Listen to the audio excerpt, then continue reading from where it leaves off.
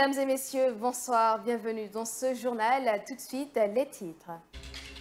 2 projets de loi ont été examinés et adoptés par les conseillers nationaux de la transition hier vendredi.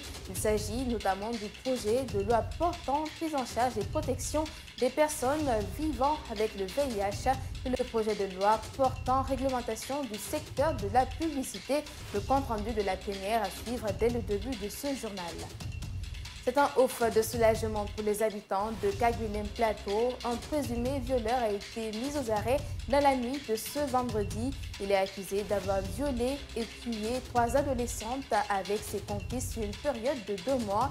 Les jeunes de la localité en colère étaient dans les rues samedi afin de mettre un main sur ses présumés complices. Les détails à suivre. Et puis, focus ce soir sur Hadia Kadiatou Seck Conté, un établissement d'enseignement public dont les travaux du bloc B traînent depuis plus de 10 ans. Situé dans la commune de Matoto, précisément à Bessia, cet établissement scolaire se trouve dans un état piteux. Évoluant dans de mauvaises conditions, élèves et encadreurs lancent un cri de cœur. C'est tout pour le sommaire. Réunis en plénière ce vendredi dans l'hémicycle du Palais du Peuple, les conseillers nationaux de la transition ont examiné et adopté 2 projets de loi. Le premier texte porte sur la prise en charge et la protection des personnes vivant avec le VIH et le second sur la réglementation du secteur de la publicité. Mariama Boïbari. C'est une loi qui permettra de protéger les personnes atteintes du VIH-Sida en Guinée. Selon le rapport présenté par la Commission Santé, Éducation, Affaires sociales et culturelles, le projet relatif à la prévention du VIH, à la prise en charge et à la protection des personnes vivant avec cette maladie permettra de mettre en place des stratégies de lutte efficaces pour limiter sa propagation. Le présent projet de loi a pour objet de déterminer les règles de prévention, de prise en charge, de protection et de répression en matière de lutte contre le VIH-Sida. Il vise à promouvoir la prévention et la prise en charge efficace, ainsi que la recherche de stratégies et de programmes sur le VIH-Sida. Veiller à la protection et au respect des droits des personnes vivantes et affectées par le VIH. Renforcer les mesures de répression des personnes coupables de transmission volontaire au VIH. Présenté par Asma Oubari, le second projet de loi portant réglementation du secteur de la publicité en Guinée permet de corriger les dysfonctionnements présents dans ce secteur en vue de mettre en place un cadre juridique propice à la matière. La régulation du secteur de la publicité est effectuée par une entité non adaptée au contexte juridique actuel depuis l'adoption par le CNT de la loi portant sur les autorités administratives indépendantes. Ces lacunes entraînent une cacophonie dans le secteur de la publicité et un manque à gagner pour l'économie nationale. Une fois cette loi adoptée, l'ensemble des acteurs du secteur doivent se l'approprier et s'y conformer. Ceux qui transgresseront les dispositions de la présente loi ne peuvent invoquer leur ignorance du nouveau texte et s'exposent donc aux sanctions prévues à cet effet. Ces 2 textes de loi ont été adoptés par la majorité des conseillers nationaux présents à la plénière. L'ancien parti au pouvoir, le RPG Arc-en-Ciel, dénonce la gestion du CNRD. Réunis en assemblée générale hebdomadaire ce samedi, les cadres du parti ont pointé du doigt ce qu'ils qualifient d'amateurisme du régime du CNRD. Reportage Mamadou Tanouba.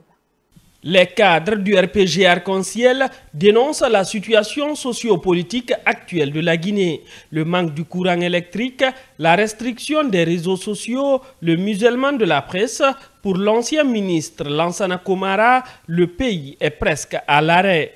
Un pays où l'électricité est rationnée, ce qui n'était pas avant.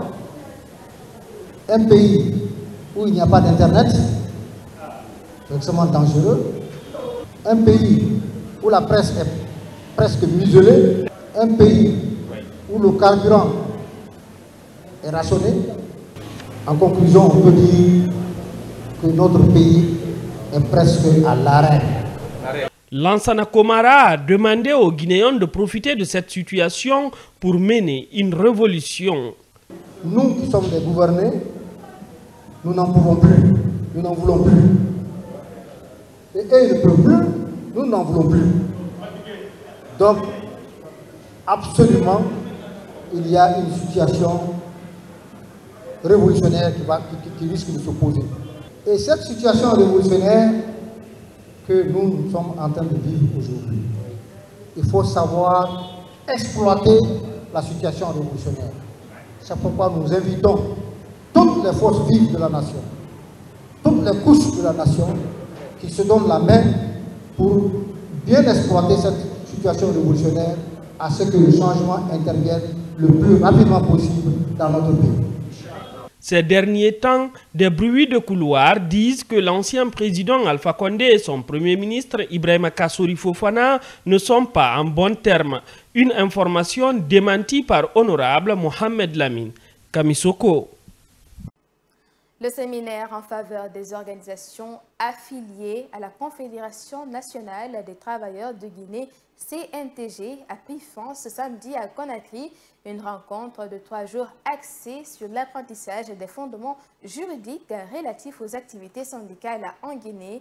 Des journalistes, membres du syndicat, des professionnels de la presse de Guinée et des représentants d'autres structures syndicales ont été outillés sur différentes thématiques. En Sebaï de Baldé.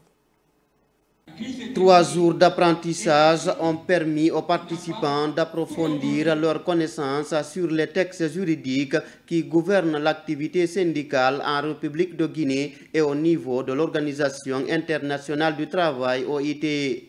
Pour le cas de la presse, les responsables et membres du syndicat des professionnels de la presse de Guinée, SPPG, disent avoir beaucoup appris. Comme il a été dit à la formation, on a été formé pour apprendre, apprendre pour agir, agir pour transformer. Donc à la sortie de cette formation, puisqu'on a été formé, on a appris, donc on va agir et on va transformer. Et vous allez voir des répercussions pratiques dans nos actions, surtout au niveau du SPPG. Cette formation vient renforcer déjà ce qu'on avait. Parce que vous n'êtes pas sans savoir que les syndicats existaient déjà il y a plusieurs années de cela. Et on ne peut pas évoluer aussi sans renforcer les capacités. Et c'est la raison pour laquelle il y a eu cette formation. Et ça a renforcé ce qu'on avait déjà. Et ça nous a encore montré ce qu'on ne connaissait pas. C'est-à-dire nous sommes là aujourd'hui avec la fierté. On a appris beaucoup de choses de ce qu'on ne connaissait pas avant. Telles que les négociations, pour ne pas faire la frustration là-dessus. L'initiative est de la Confédération nationale des travailleurs de Guinée, CNTG, dans le but de préparer la relève dans la lutte syndicale. En d'autres termes, ce séminaire était destiné à familiariser les travailleurs de la presse en général sur les principes du syndicat, les méthodes de fonctionnement du syndicat et les responsabilités que le syndicaliste doit assumer afin de pouvoir défendre correctement les travailleurs sur le lieu de travail. Apprendre pour comprendre, comprendre pour agir, agir pour transformer demeure le slogan ou le mot d'ordre du syndicat. C'est donc la voie que la CNTG compte pérenniser. Un présumé violeur a été arrêté hier vendredi à Kaguelin Plateau, c'est dans la préfecture de Dobreka. Il est accusé d'avoir violé et tué avec ses complices 3 adolescentes depuis 2 mois. Ces meurtres, qui sont toujours accompagnés de pratiques assimilables à un rituel, ont provoqué la colère des habitants. Ibrahim Alassane Kamara et Ousmane Ossi Kamara se sont rendus sur les lieux. Suivez. L'acte s'est passé à Kaguelin Plateau dans la commune urbaine de Dobreka. Le présumé violeur du nom d'Ibrahima Sori Kamara tentait une nouvelle fois d'exercer son sale besoin sur une fillette. Heureusement pour la victime qui s'est échappée de justesse. Les jeunes alertés sont aussitôt intervenus. En voulant se rendre justice, des riverains sont venus au secours du présumé. Bruno Soroboki fait partie de ceux qui ont empêché les jeunes de brûler le présumé violeur. Il y a un monsieur nommé Ibrahima Sori Kamara qui a tenté de violer et de tuer une fillette. Sur coup, la fille s'est échappée. Et il ne s'est pas limité là, il a cherché à attraper la fille. Par coïncidence, la maman de la fille sortait de la cour. Et la fille est venue se confier à sa maman en disant « on est en train de me pourchasser ». C'est ainsi, la maman a demandé qui. Il dit « ce jeune teint noir ». Et sur le coup, la maman s'est approchée du jeune, mais le jeune était armé d'une arme blanche, le couteau. Il a tenté de poignarder, mais par inspiration, la dame a pris ses 2 pieds. Et dès que le monsieur est tombé, la jeune dame a demandé au secours. Vu que les jeunes étaient en alerte, dès qu'ils ont entendu, les jeunes sont sortis subitement, de façon simultanée, et ils ont mis main sur les jeunes. 4 adolescents ont perdu la vie dans ces viols répétitifs. La semaine dernière, un autre cas a été signalé. Sur ces images amateurs, le présumé violeur explique « Attention, les images peuvent choquer ». Nous le faisons pour satisfaire nos besoins sexuels. Puis après, on le tue pour éviter qu'elle nous dénonce. C'est nous qui avons violé la petite fille l'autre fois. Nous étions au nombre de 4 personnes. Un acte qui a provoqué la colère des femmes et des jeunes. Ils ont investi le marché et le siège du quartier. Les femmes rencontrées au marché de Plateau dénoncent ces cas de viol devenus récurrents et inquiétants dans la localité.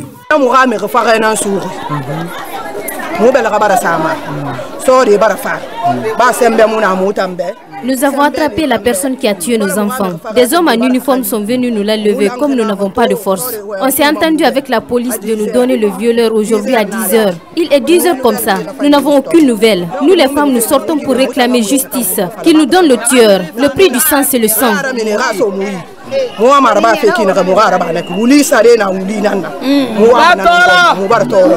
Pour ces responsables de quartier, les autorités doivent mettre en place les patrouilles afin de mieux protéger les citoyens. Je vous l'annonçais en début de journal, le bloc B de l'école franco-arabe Hadja Kadiatou Seck Konté de Bessia est dans un mauvais état. Les travaux lancés sous le régime Konté souffrent d'achèvement depuis plus de 10 ans.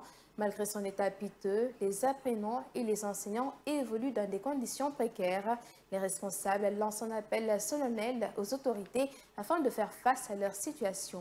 Notre reporter Amara Bangoura y a fait un tour. Suivez. Des fissures sur les piliers, des salles de classe sans fenêtres ni de portes, des tables bancs en détresse. C'est l'image que présente l'école publique franco-arabe Hadja Kadiatou Seck Konté. Alors que tout le financement était acquis des mains des partenaires, ces travaux ont connu un arrêt brusque pour défaut de paiement à une entreprise de construction russe, selon le fils de l'ancien imam du quartier. C'était école, mais pour la refondation, c'était depuis 2009. Donc c'est la société russe qui ont au moins commencé cette chose de travail. Mais comme l'argent n'était pas donné, c'est à cause de ça que le travail était bloqué. Il était prévu un R+4 contre une quinzaine de classes et plusieurs groupes pédagogiques dès la fin des travaux. Ce rêve nourri il y a plus de 10 ans semble bouleversé par l'abandon, partageant les responsables entre risques et inquiétudes. Nous escaladons ces escaliers matin-soir avec les enfants avec assez de difficultés. L'école est dans un état grave. Très grave. Et vraiment, c'est une grande inquiétude pour nous. Cette bâtisse est l'extension de ce collège construit en 1984, dont les plafonds ont cédé, les tableaux vétustes. Mohamed Lamine Touré, principal de l'établissement, dit avoir mené plusieurs démarches auprès des autorités, mais sans succès, alors que le cadre d'apprentissage reste à désirer. Ça ne donne pas le courage aux apprenants ni aux enseignants. Même les encadreurs, il n'y a pas de bureau adéquat pour les encadreurs, il n'y a pas de toilettes idoines pour les encadreurs. Tout le monde utilise les mêmes toilettes. Des cadres, cet établissement en a formé à l'image de ces jeunes, réunis en association d'anciens élèves, choqués par l'état de leur source de savoir. Salif Bangoura en est leur président. Vous voyez l'image, c'est comme ça. C'est pour cela aujourd'hui, nous les anciens élèves, vous voyez l'association, on ne dort pas pour que l'école là soit changée. Construite depuis 1984 et le projet d'extension démarré en 2004, elle est la première école franco-arabe de la commune de Matoto. Les responsables appellent les autorités et les personnes de bonne volonté à offrir un meilleur cadre d'apprentissage aux élèves du quartier. Cannes 2023, le Sili est arrivé en terre ivoirienne. L'équipe, accueillie par des Guinéens vivant de ce côté, mesure déjà l'enjeu de la compétition et doit caser le fer avec le Cameroun pour sa première sortie. Le sélectionneur Kaba Diawara est conscient des attentes. Il va falloir que son équipe se surpasse. Écoutez. On a découvert un terrain d'entraînement dans un très bon état. On ne va pas dire parfait, mais il est vraiment bien, c'est propre. Donc on va pouvoir travailler les 3 derniers jours, la tactique, les coups de pied arrêtés, les choses qu'on peut faire là maintenant, vu qu'on a fini la partie physique. Et là, des fois, je les entends parler entre eux. Ils savent ce qu'on attend d'eux, ils savent que ça va être un gros choc, un gros match, avec une dimension physique assez exceptionnelle. Donc on se prépare à tout ça. Mais c'est vrai que là, à 3 jours du match, ça commence vraiment à monter. Ouais, c'est clair, on a vu bon nombre de supporters hier soir. On a même vu les 3 ou 4 supporters qui ont marché jusqu'ici. Donc ils nous ont rappelé que si eux ils avaient marché, que nous aussi il fallait qu'on se dépasse. Donc c'est là où on comprend aussi qu'on est vraiment attendu, mais on est soutenu aussi, donc ça fait du bien. Ça fait du bien de savoir qu'on est pratiquement à domicile et il va falloir en profiter parce que ça va être un match dur. Et le 12e homme, il faut qu'il se fasse entendre, mais on a confiance en nos supporters. On sait qu'ils sont chaque fois là avec nous et sur un premier match, ils ne vont pas manquer à l'appel, donc c'est à nous aussi de répondre présent. Merci à vous. Merci à vous, coach, et bonne chance au Sili national de Guinée. Ainsi prend fin cette édition d'information. À tous, merci de l'avoir suivi. Bonsoir chez